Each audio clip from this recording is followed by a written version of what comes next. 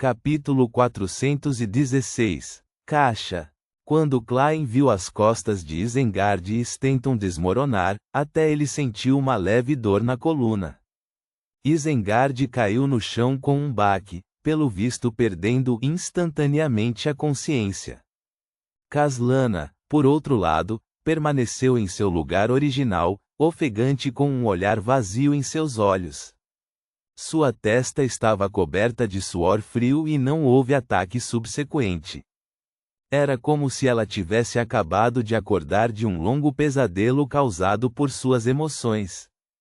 Toda a força em seu corpo havia desaparecido completamente de sua explosão anterior. Ruf, ruf. O corpo de Caslana balançou, à beira do colapso. Os olhos de Klein se estreitaram quando ele correu até Isengard e Stanton em 2 passos.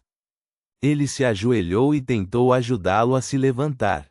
Isengard, que estava esparramado no chão, gritou de dor: "Corra! Não se preocupe comigo."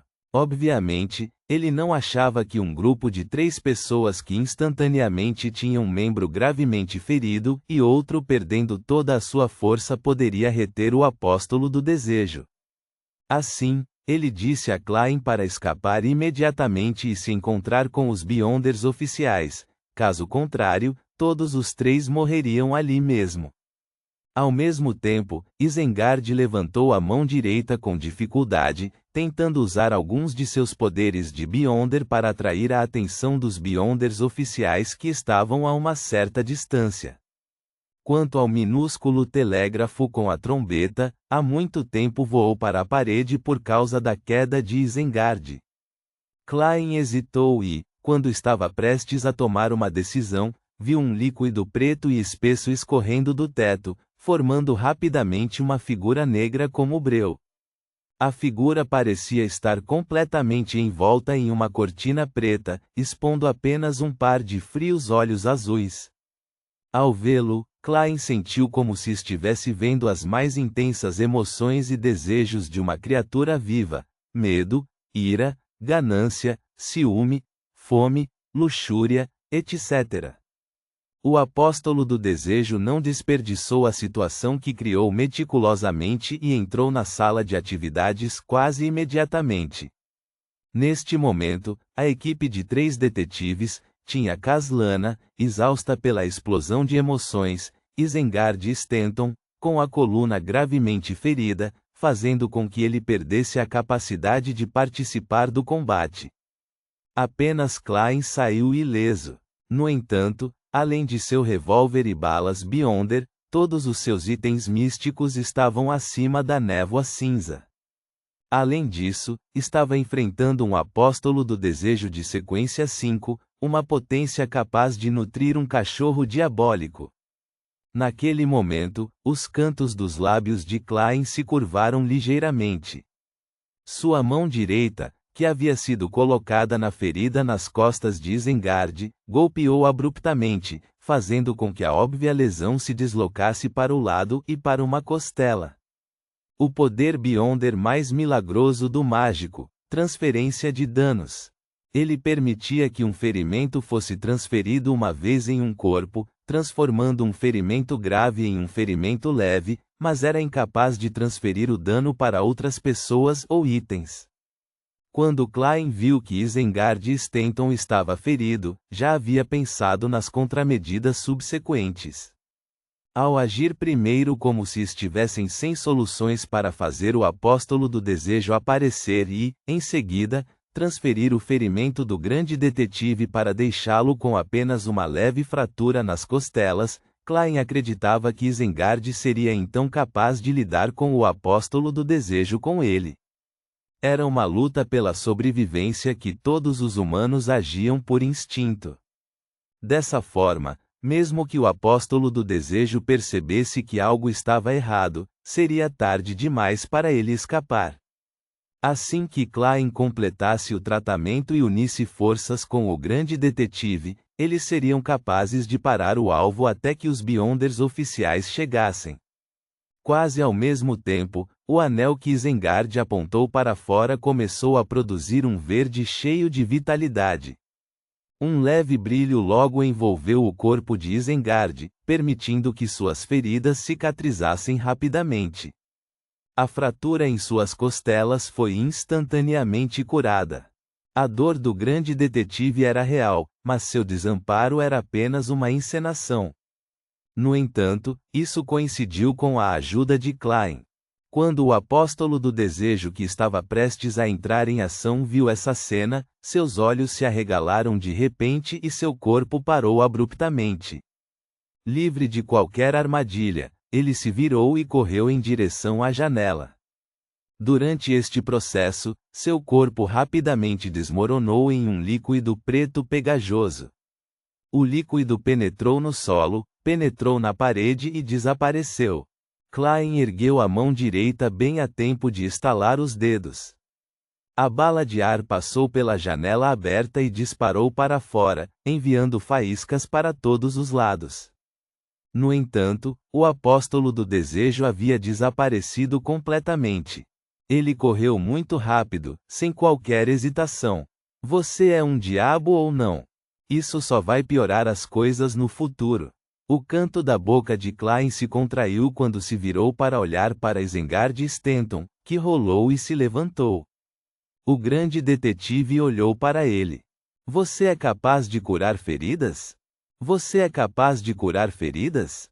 Os dois abriram a boca ao mesmo tempo e fizeram a mesma pergunta. Depois de olharem um para o outro, Isengard balançou a cabeça e sorriu amargamente. Nunca esperei que a armadilha que preparei permitiria que ele escapasse. Enquanto falava, seu anel começou a brilhar e ele olhou em volta para confirmar que o apóstolo do desejo já havia partido. Isengard então deu uma breve explicação. Eu não tive a chance de imitar a habilidade de cura esta tarde. Mais tarde, acreditei que poderia usar isso para armar uma armadilha e fazer o apóstolo do desejo aparecer, fazendo-o pensar que estou ferido. Portanto, eu deliberadamente enfaixei minha ferida de maneira exagerada. Ele apontou para a atadura que elevava seu braço esquerdo até o ombro. Com certeza, funcionou. Mas eu não esperava que você fosse capaz de lidar com ferimentos graves, e Isengard suspirou suavemente. Como resultado, ambos colocaram a cura das lesões como sua principal prioridade. Ninguém segurou o apóstolo do desejo, então no momento em que ele percebeu que algo estava errado, fugiu imediatamente. Stanton e eu tínhamos trunfos que o apóstolo do desejo não conhecia, e queríamos usar isso para enganá-lo. Quem diria que nos anularíamos e permitiríamos que ele fugisse? É este o chamado mais com mais é menos? Clegane riu impotente. Isso ocorre porque não nos conhecemos bem o suficiente e não tivemos um bom trabalho em equipe.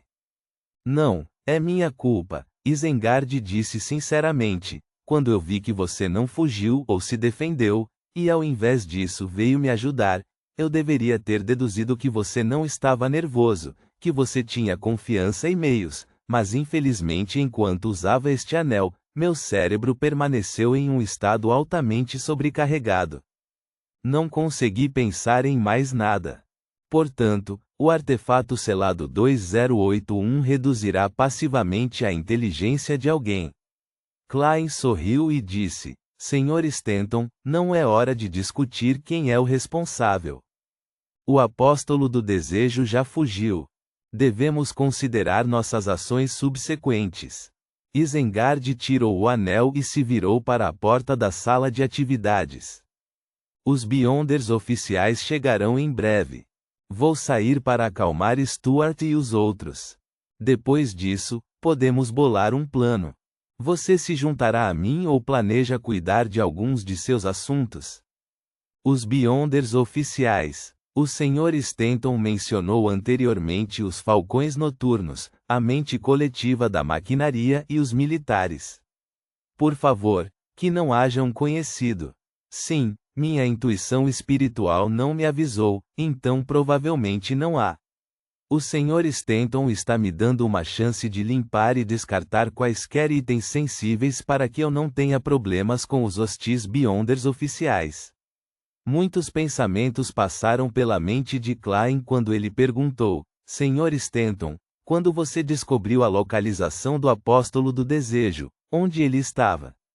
Isengard pensou e disse: seu quarto. Ele estava sentado em frente à sua mesa. Que arrogante! Klein apontou para a porta e disse: vou até lá para investigar. Vou ver se ele deixou algum rastro.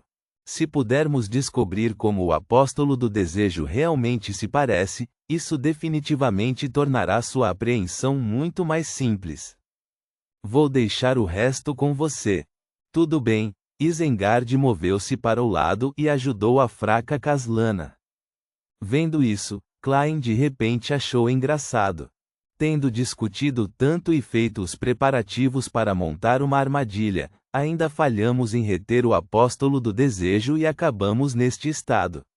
Sempre há mais acidentes do que preparativos. É por isso que o mágico é apenas um sequência 7.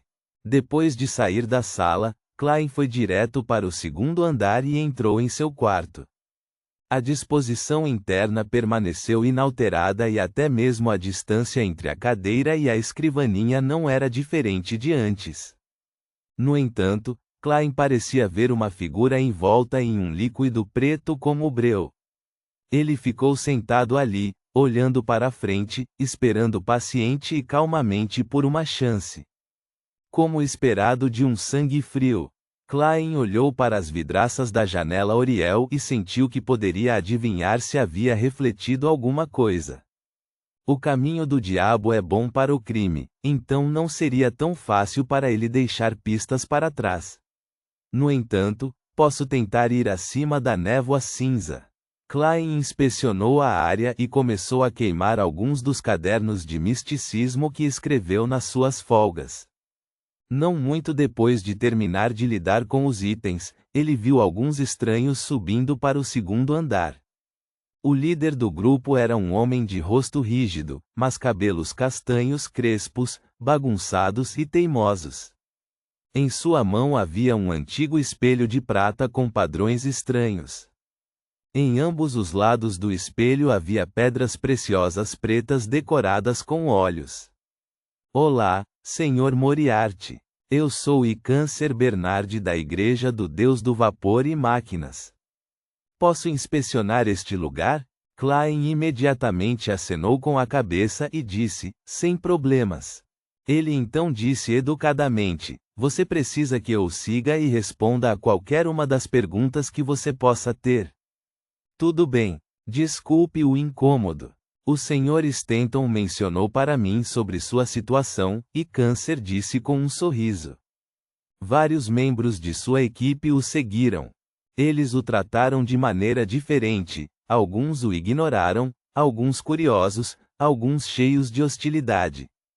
Minha situação? Como exatamente o Sr. Stanton me apresentou e que história ele inventou?